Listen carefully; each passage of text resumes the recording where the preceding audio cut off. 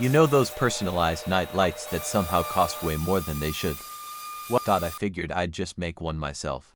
Because clearly buying one would have been far too sensible. Today we're building a custom laser cut name lamp from scratch. It has RGB LEDs, a remote control. And hopefully it doesn't catch fire. That's always a nice bonus. Let's see if I can actually pull this off.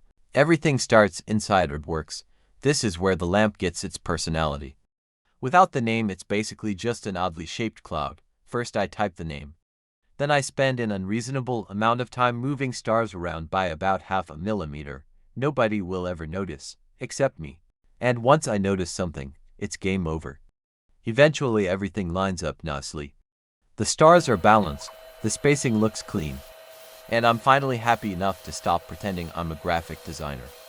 Time to let the laser do what it gets paid absolutely nothing to do. First up is the front panel, then the back panel. Both cut from 4mm plywood. The laser starts dancing around like it already knows the design better than I do. Honestly, watching a laser cutter work never gets old. It's basically industrial ASMR.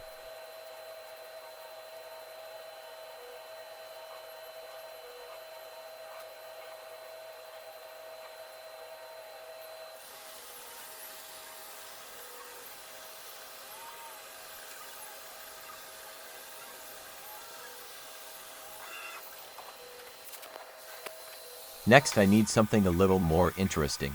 Tiny wooden spacers, lots of them. They're just small circles. But these little guys are secretly doing all the heavy lifting later. Without them this lamp would be about as thick as a pancake. Not exactly ideal. The laser keeps cutting. I keep pretending I'm supervising.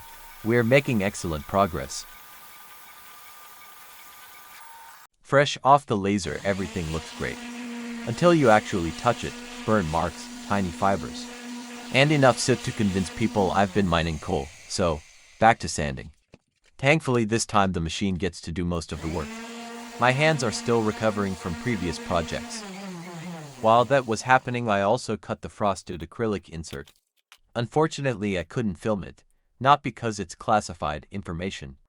Because both of my hands were busy making sure the acrylic didn't decide to go on its own adventure. Sometimes filming loses to survival. It happens. Now the acrylic gets glued behind the front panel. And of course, out come the gym weights again. At this point they're basically woodworking tools. Now it's finally time for all those little wooden circles I spent way too long cutting earlier. Remember them? Well, now they actually get to do something useful. First I glue them together in pairs because apparently one washer just isn't ambitious enough. It's a little assembly line at this point. Glue, press, repeat, over and over again. After what feels like my 200th tiny circle they're finally ready for the next step. These spacers might not look impressive but they're secretly the most important part of the whole lamp. Without them there wouldn't be enough room for the LED strip. The front and back panels would practically be hugging each other. And while hugs are nice they're terrible for electronics. So each pair gets carefully glued behind the frosted acrylic. I'm trying to keep the spacing nice and even. Now it's time for my favorite woodworking assistants, the gym weights. At this point I'm convinced they've spent more time building projects than lifting in a gym. They go right on top to keep everything perfectly flat while the glue dries. Professional clamps are probably laughing somewhere, but hey, if it works, it works. Now comes the part I've been looking forward to since this project started. It's finally time to add the LEDs, because let's be honest. Without lights this is basically just an expensive wooden cloud. First I stick the receiver onto some double-sided tape. This tiny little box is responsible for all the magic. It listens to the remote, changes the colors, and hopefully doesn't decide to take the day off. Next I connect the receiver to the LED strip. Now pay attention to these little arrows.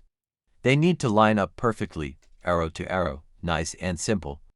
If they don't, nothing happens, no lights, no colors, just disappointment. Luckily this time I actually remembered before plugging everything in. Personal growth. Now I peel off the backing from the LED strip, which somehow is always more difficult than it should be. You'd think peeling tape would be one of life's easier tasks. Apparently not. Once I finally get it started, I slowly work my way around the inside of the lamp, trying to keep the strip nice and straight. Trying not to stick it to the wrong place, because once this adhesive touches the wood, it becomes emotionally attached. Every corner needs to follow the curve perfectly. Too tight and it starts lifting, too loose and it looks like modern art. Neither option is particularly helpful. After making it all the way around, I give everything a quick inspection. Nothing has fallen off, nothing exploded. That's already exceeding expectations. I still don't completely trust the adhesive though. So out comes the super glue, just a tiny drop here and there where the lead strip touches the spacers. Some people call it overkill, I call it future-proofing. I'd rather spend 30 extra seconds now than open this thing again in 6 months because gravity had different plans. Once the glue is in place, the whole inside finally starts looking like an actual electronic project instead of arts and crafts. Everything is neat, everything is secure. Then the back panel goes into place, everything lines up perfectly. Which is honestly a rare and beautiful moment. And of course, out come the gym weights again. At this point they've officially been promoted from fitness equipment to woodworking clamps. I should probably start paying them for all this overtime. They hold everything nice and flat while the glue cures. Once the glue has fully cured, I can finally flip the lamp over. At first glance it actually looks finished, but there's one tiny detail that's still missing. The centers of the letters, you know, the little pieces inside letters like O and P. Without them the name would look like someone forgot half the alphabet. So one by one I glue every little piece back into place. This is definitely the part where patience pays off. These pieces are tiny, lightweight. Slowly everything starts coming together. Every letter finally looks the way it was supposed to. It's one of those small details that most people probably won't even notice. But if I skipped it, everyone would notice.